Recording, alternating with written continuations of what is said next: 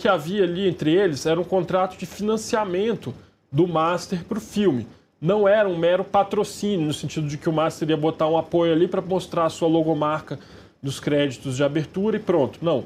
Daniel Vorcaro tinha a pretensão de receber um rendimento em relação a esse filme pago pela bilheteria. Então ele colocaria um dinheiro, investiu o dinheiro do Banco Master para a produção dessa película, né, que foi produzida pelo Mário Frias, que foi secretário da Cultura do Bolsonaro justamente, e ele esperava receber um valor, inclusive com rendimento, com lucro, né, que seria custeado pela bilheteria.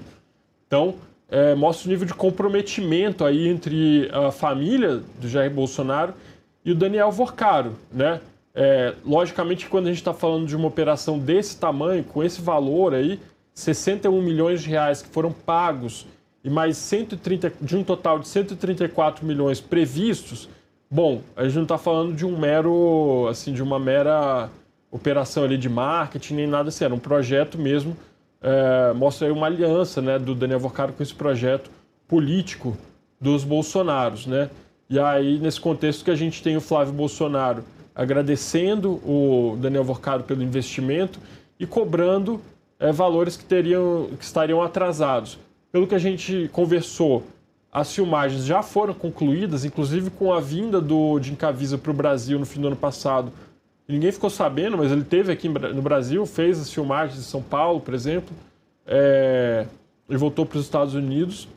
E aí todo o trabalho de produção, de captação das imagens já teria sido concluído, e aí falta agora a edição, enfim, masterização, né, todo esse processo que é feito quando você está falando de um filme dessa magnitude, né?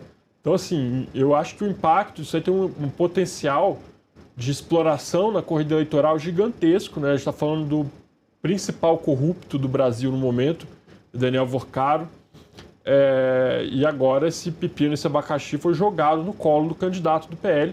Não vai adiantar ele dar risadinha e tentar desviar do assunto, porque, de fato, agora tem algo robusto contra ele, né? André, muito obrigado. Andrés, eu acho que dizer que a corrida eleitoral começou, como o André deixou claro, realmente é bem enfático e necessário, porque até o momento Flávio Bolsonaro tinha o discurso de tentar colocar o caso Master como uma pecha do PT, né? Inclusive hoje pela manhã, já lá no STF, depois da reunião que ele teve com o ministro Edson Fachin, ele chegou a reiterar essa afirmação e agora a gente tem essa denúncia. O quão você acha que ela realmente vai ter esse impacto na corrida eleitoral, que, lembrando, né, a campanha nem começou? Pois é, acho que o ponto principal desse caso é a data desse telefonema do Flávio Bolsonaro para o Vorcaro, exatamente um dia antes do Vorcaro ser preso. Então, neste momento, já se sabia tudo que o Vorcaro tinha feito no verão passado. Não é algo que aconteceu lá atrás, quando o Master ainda era um banco, e que outros bancos vendiam ali papéis do Master. Então, ele estava ali no mercado.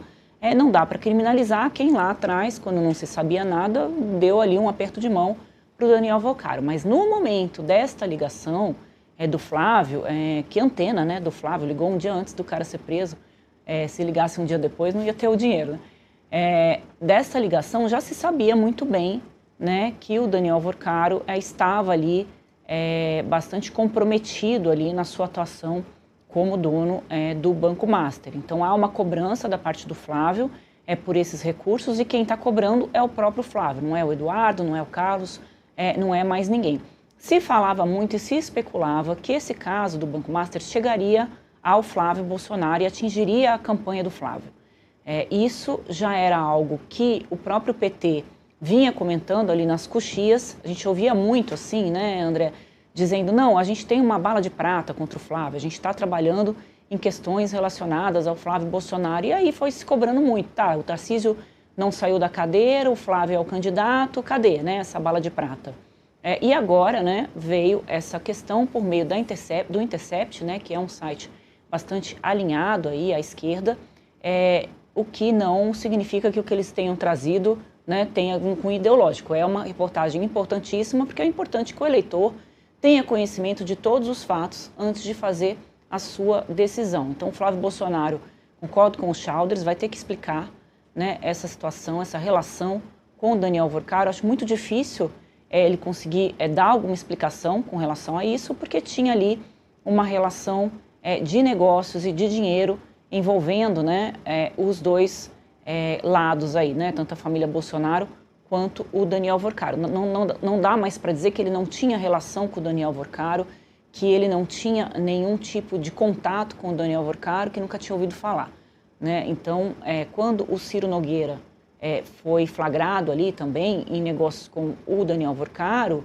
que todo mundo já tinha ouvido falar, mas não tinha ali a papelada, isso veio à tona nos últimos dias, o Flávio Bolsonaro disse que ele tinha que se explicar, né? Então agora a bola foi para o Flávio, certamente isso vai atingir a campanha dele e vai dar uma neutralizada ali, né? Zerou o jogo, porque o PT também não adianta também dizer que não tem nada a ver com essa história, porque tem muita gente ali do núcleo petista que também colocou a mão no dinheiro do Daniel Vorcaro.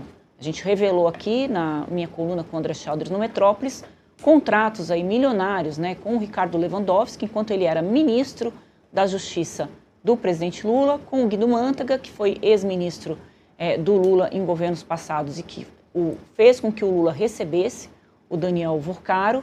E você tem também ali o envolvimento do Rui Costa e do Jacques Wagner, que é o PT da Bahia, que também tem muito envolvimento ali com o sócio do Daniel Vorcaro, que é o Augusto Lima. Isso ainda não foi tão trabalhado. Mas hoje, quem tem que se explicar é o Flávio Bolsonaro.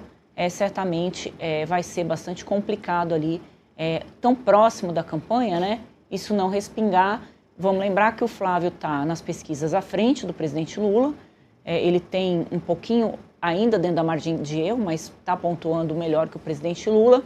Saiu uma pesquisa hoje para avaliar o quanto que o caso Master está impactando nos candidatos, muito pouco, né, de 10%, 8%, 9% do Lula, 8% no Flávio Bolsonaro. Então, as pessoas não estão tão ligadas a isso, mas a gente está em clima de pré-campanha, certamente vai ser muito explorado, né, Rafa e André, agora essa relação, porque tem um áudio, né? Quando tem um áudio, realmente é algo que é matador. Você está ouvindo ali a voz da pessoa, não dá para você dizer que não foi bem assim, né?